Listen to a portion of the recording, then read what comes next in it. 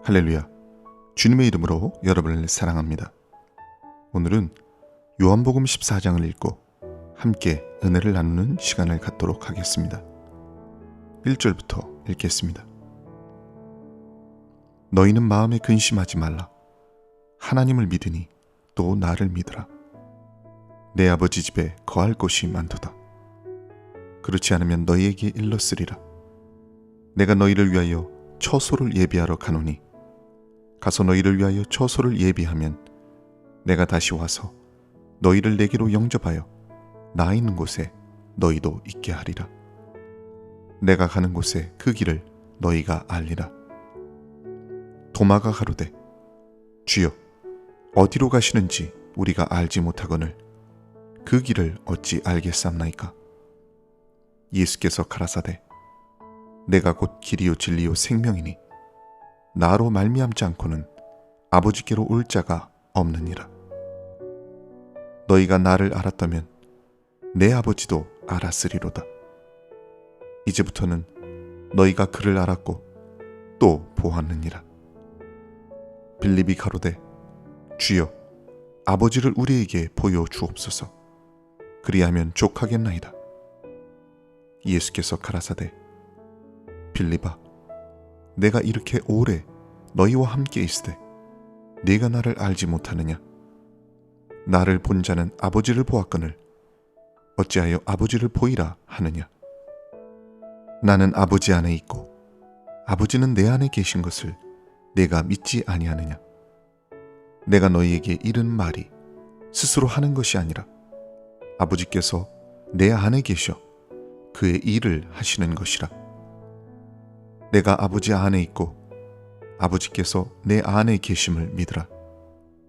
그렇지 못하겠거든 행하는 그 일을 인하여 나를 믿으라. 내가 진실로 진실로 너희에게 이르노니 나를 믿는 자는 나의 하는 일을 저도 할 것이요 또한 이보다 큰 것도 하리니 이는 내가 아버지께로 감이니라. 너희가 내 이름으로 무엇을 구하든지 내가 시행하리니 이는 아버지로 하여금 아들을 인하여 영광을 얻으시게 하려 함이라. 내 이름으로 무엇이든지 내게 구하면 내가 시행하리라. 너희가 나를 사랑하면 나의 계명을 지키리라.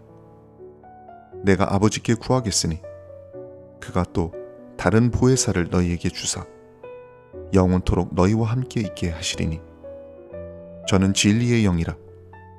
세상은 능히 저를 받지 못하나니 이는 저를 보지도 못하고 알지도 못함이라. 그러나 너희는 저를 아나니 저는 너희와 함께 거하시며 또 너희 속에 계시겠습니다. 내가 너희를 고아와 같이 버려두지 아니하고 너희에게로 오리라. 조금 있으면 세상은 다시 나를 보지 못할 터이로되 너희는 나를 보리니 이는 내가 살았고 너희도 살겠습니다. 그날에는 내가 아버지 안에 너희가 내 안에 내가 너희 안에 있는 것을 너희가 알리라.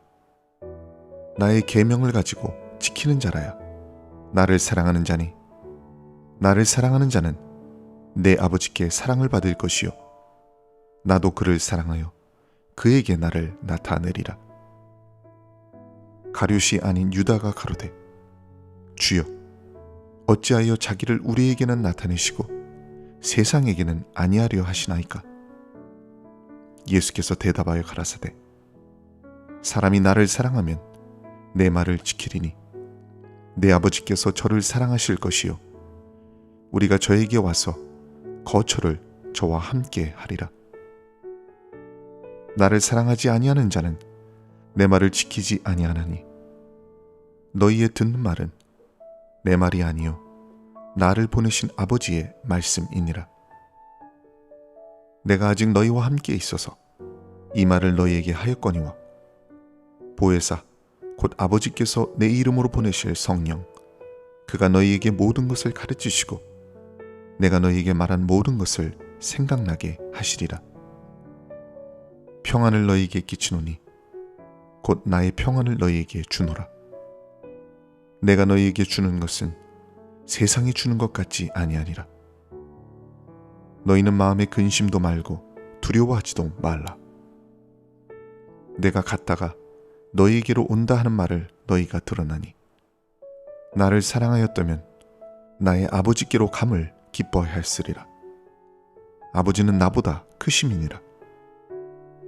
이제 이 일이 이루기 전에 너희에게 말하는 것은 일이 이룰 때에 너희로 믿게 하려 함이라. 이후에는 내가 너희와 말을 많이 하지 아니하리니 이 세상 임금이 오겠습니다.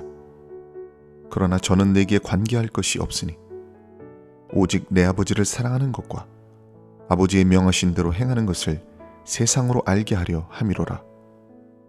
일어나라, 여기를 떠나자 하시니라. 요한복음 14장은 지난 13장에 이어서 예수님이 최후의 만찬 자리에서 하신 말씀이 계속됩니다. 14장은 예수님께서 십자가를 향해 나아가시기 직전 제자들에게 들려주신 약속의 말씀이고 천국의 소망을 담고 있습니다. 이제 십자가의 시간이 다가옵니다. 예수님 곁에 있던 제자들은 알 수 없는 불안으로 가슴이 요동쳤습니다. 주님은 그들의 두려움을 꿰뚫어 보시고 너희는 마음에 근심하지 말라. 하나님을 믿으니 또 나를 믿으라 라고 말씀하셨습니다.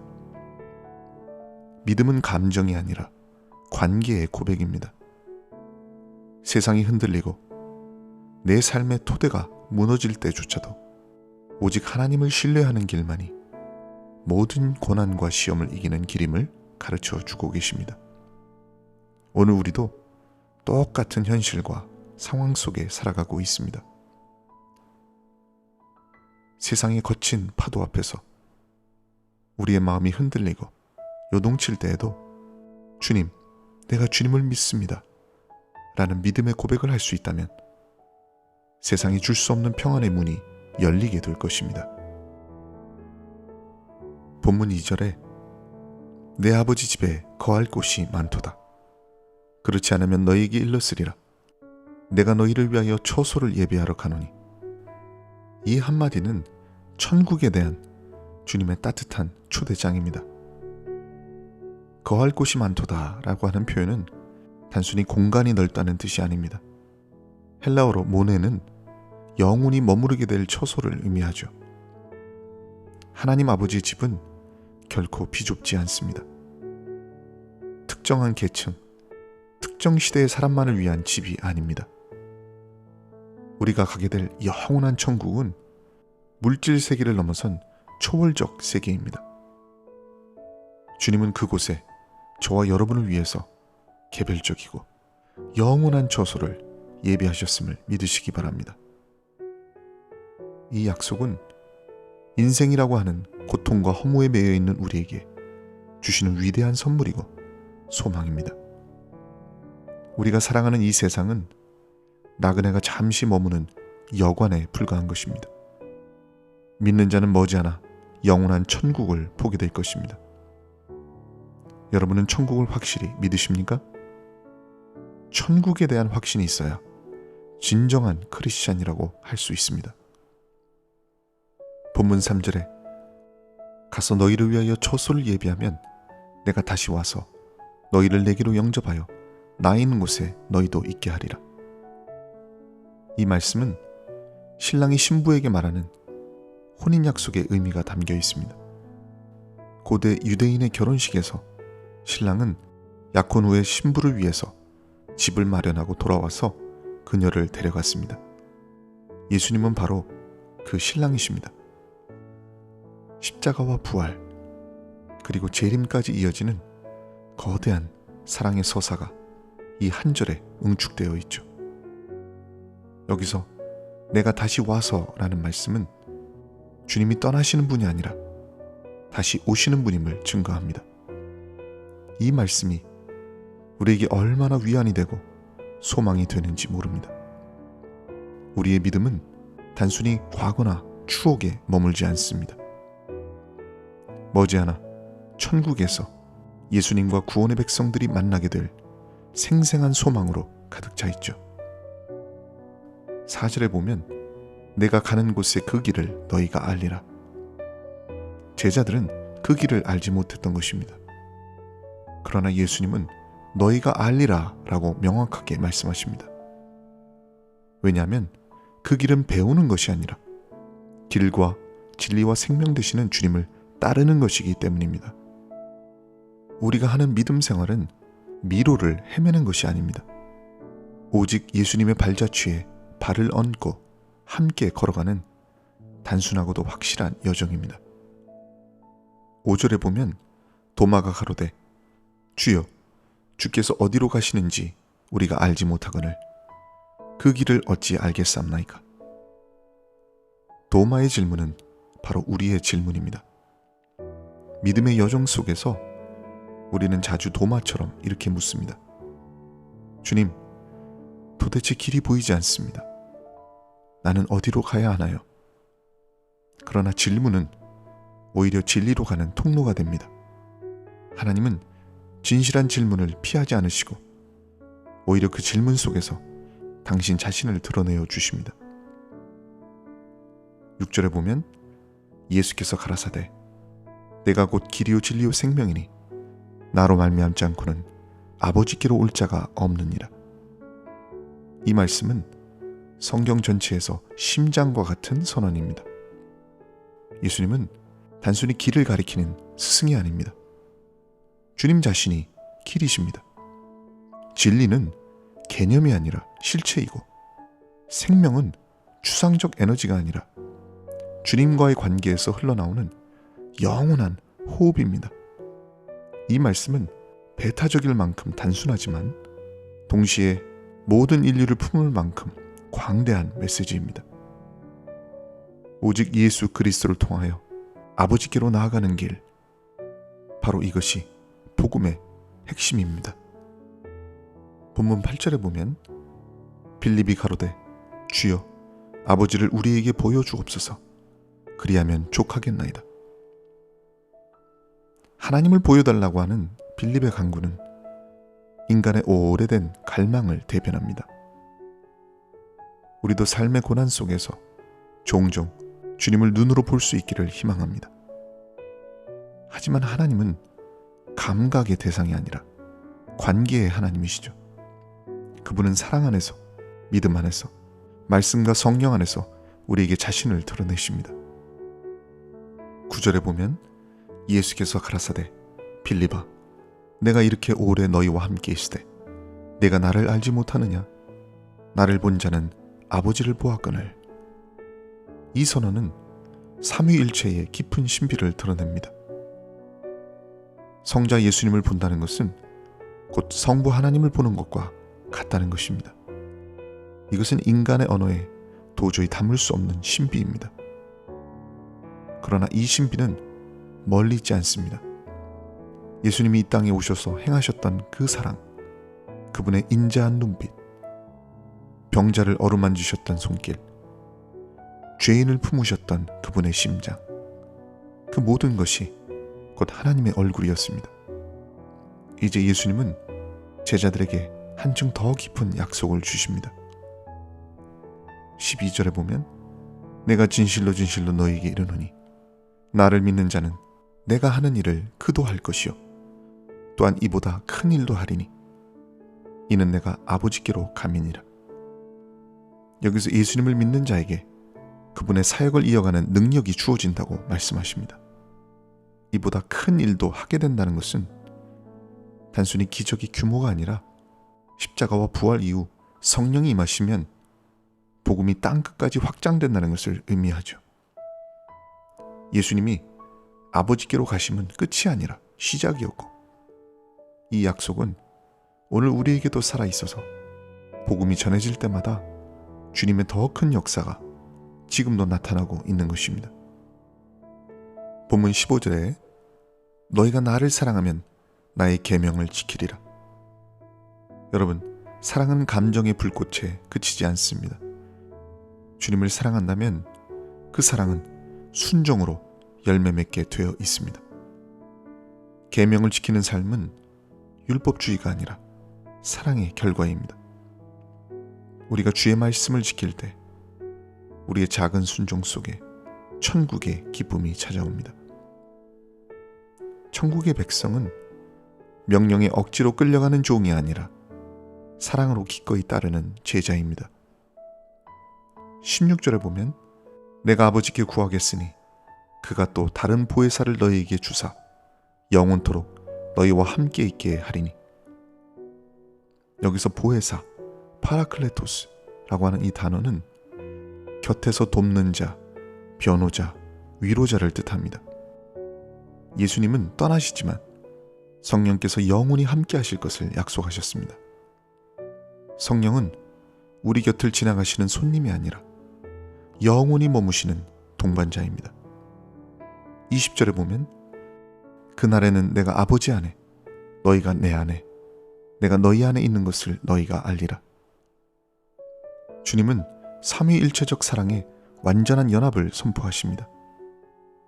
아버지 안에 아들이 있고 아들 안에 제자가 있고 제자 안에 주님이 계심을 말씀하시는 것입니다. 이것은 단순한 비유가 아니라 구원의 실제입니다. 우리의 존재가 하나님과 서로 얽혀 있다고 하는 이 신비는 인생의 모든 외로움과 단절을 끝내는 영원한 약속이죠. 22절에 보면 가룟다닌 유다가 가로되 주여 어찌하여 자기를 세상에는 아니하고 우리에게만 나타내시려 하시나이까. 제자 유다는 사람들의 오랜 갈망을 대변합니다. 주님, 왜 온 세상 앞에 당신의 영광을 공개하지 않으십니까? 우리 또한 이런 비슷한 질문을 갖게 되죠. 하나님의 권능이 한순간에 세상에 드러난다면 믿지 않는 이들도 즉시 무릎을 꿇을 것 같기 때문입니다. 그러나 예수님의 방식은 다릅니다. 하나님의 나라는 소리 없이 자라나는 씨앗처럼 사랑과 믿음 안에서 조용히 나타납니다. 천국은 화려한 번개처럼 드러나지 않고 오직 겸손한 마음 속에서 빛으로 나타나게 되어 있습니다. 25절에 보면 내가 아직 너희와 함께 있어서 이 말을 너희에게 하였거니와. 이제 이별이 가까워졌음을 주님은 부드럽게 암시하십니다. 그러나 이 말은 단순한 작별이 아니라 새로운 동행의 시작을 알리는 신호입니다. 인간의 한계 속에서 예수님은 제자들을 미리 준비시키시면서 성령의 시대가 곧 열릴 것을 예고하십니다. 26절에 보혜사 곧 아버지께서 내 이름으로 보내실 성령 그가 너희에게 모든 것을 가르치시고 내가 너희에게 말한 모든 것을 생각나게 하시리라. 이 약속은 모든 교회의 심장과 같은 말씀입니다. 성령께서 오셔서 예수님의 말씀을 기억나게 하고 가르치며 이해하게 하실 것입니다. 그 살아있는 역사가 우리의 교회와 삶 속에서 지금도 계속되고 있는 것입니다. 27절에 보면 평안을 너희에게 끼치노니 곧 나의 평안을 너희에게 주노라. 내가 너희에게 주는 것은 세상이 주는 것과 같지 아니하니라. 너희는 마음에 근심도 말고 두려워하지도 말라. 이 구절은 놀라운 위로의 말씀이죠. 세상이 주는 평안은 조건부이며 쉽게 깨어집니다. 그러나 예수님이 주시는 평안은 폭풍 가운데서도 흔들리지 않는 평안입니다. 이 평안은 외부 환경의 안정이 아니라 하나님이 함께 하신다는 내적 확신에서 오는 것입니다. 오늘 우리의 두려움과 불안을 향해서 예수님은 여전히 말씀하십니다. 너희는 마음에 근심도 말고 두려워하지도 말라 라고요. 28절에 보면 내가 갔다가 너희에게로 온다 하는 말을 너희가 들었나니 나를 사랑하였다면 내가 아버지께로 감을 기뻐하였으리라. 아버지는 나보다 크심이니라. 예수님은 떠나가심을 슬퍼하는 제자들에게 하나님의 원대한 계획을 바라보라고 권면하십니다. 아버지께로 가는 길은 패배가 아니라 영광스러운 귀향입니다. 인간의 시선에서는 이별이지만 하나님의 시선에서는 구속사의 완성인 것입니다. 우리가 하나님의 섭리를 믿고 확신할 때 떠남도 잃어버림도 결국 소망과 기쁨의 통로가 되어줍니다. 30절에 보면 이후에는 내가 너희와 많이 말하지 아니하리니 이 세상 임금이 오겠습니다. 그러나 그는 내게 관계할 것이 없으니 세상의 임금 곧 사탄의 세력이 다가오지만 예수님은 끝까지 담대하셨습니다. 십자가의 밤이 엄습해 와도 어둠은 주님을 이길 수 없습니다. 주님은 단 한치도 사탄에게 굴하지 않으셨고 십자가의 길은 패배가 아닌 승리의 길이 되었습니다. 31절에 보면 오직 내가 아버지를 사랑하는 것과 아버지께서 내게 명하신 대로 행하는 것을 세상이 알게 하려 함이로라. 일어나 여기를 떠나가자 하시니라. 마지막 절에서 예수님은 아버지에 대한 완전한 사랑과 순종을 드러내십니다. 오직 아버지께서 명하신 대로 자신의 길을 가시는 것입니다. 십자가는 단순한 고난이 아니라 아버지를 향한 예수님의 사랑을 증명하는 것이죠. 일어나 여기를 떠나가자. 이 짧은 말 속에는 주님의 담대한 결단이 담겨져 있습니다. 죽음을 향해 스스로 걸어가시는 주님의 발걸음 속에서 우리는 위대한 승리를 바라보게 되는 것입니다. 말씀을 정리합니다. 요한복음 14장은 우리에게 영원한 천국의 소망을 안겨줍니다. 예수님은 반드시 우리에게 다시 오실 것을 약속하셨고 영원한 천국을 확실히 예비하실 것을 말씀하십니다. 우리가 왜 예수를 믿는 것일까요? 왜 예수를 믿어야 구원을 받는다고 말하는 것일까요? 예수를 믿어야 천국을 유업으로 받기 때문입니다. 우리는 단순히 마음의 위로나 순간의 질병을 고치기 위해서 예수를 믿는 것이 아닙니다. 교양을 위해서, 지성을 위해서 예수를 믿는 게 아닙니다. 예수님이 내 구주이시고 그분이 우리에게 영생을 약속하시기 때문입니다. 천국과 내세를 확실하게 믿지 못하는 사람은 진짜 기독교인이 아닙니다. 천국에 대한 믿음이 있어야 이 허망한 세상에서 우리가 본향에 대한 소망을 품고 힘있게 살아갈 수 있는 것입니다. 하나님을 믿으니 또 나를 믿으라. 내 아버지 집에 거할 곳이 많도다. 예수님의 말씀을 끝까지 붙드시고 천국 가는 그날까지 승리하시는 여러분이 되시기를 주님의 이름으로 축원합니다. 오늘은 요한복음 14장을 읽고 함께 은혜를 나누었습니다. 여러분의 가정에 하나님의 놀라운 축복이 함께 하시기를 주님의 이름으로 축원합니다.